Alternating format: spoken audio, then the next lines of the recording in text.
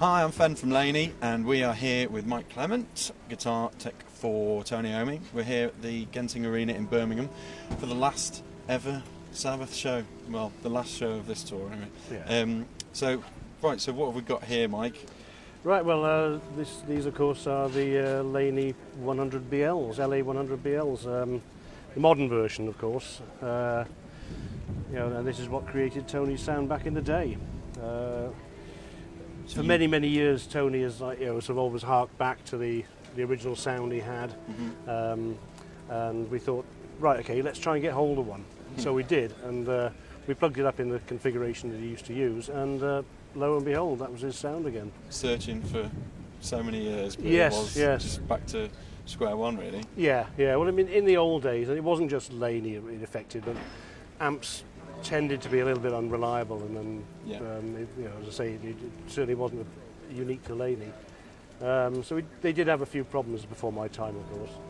But these have just been such a godsend. I mean, Tony's been happy with the sound the entire tour. It's been absolutely great. That's good. That's what we like to hear. So, how long have these been out on the road? And these particular ones, we put this rig together November of 2015. They then got shipped to America. We started rehearsals in December 15, and then they've been out on the road ever since. So, they've done well.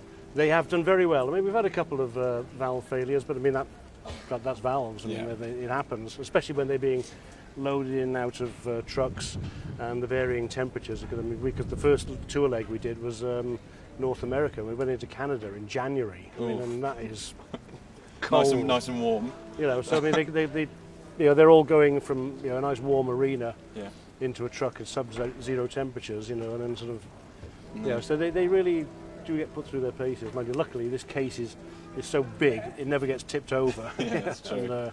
And, so at least they stand a fighting chance. So how do you run? So what's Tony's signal path to get through these amps and onto stage and guitar? The signal path is pretty simple, really. I mean, the wireless receivers are there in the control rack. It then goes via a selector switch, which selects you between the different receivers, and a guitar lead if all else fails. There's a loop effect controller, which you switch stuff in. But I mean, Tony's stuff is very simple. We just have a bit of chorus every now and then. And then the feed from that goes via the boost pedal, which of course is like you're supplying with the new LA 100BLs. And then into the front end of the amps. And how are you running? You're running the amps flat?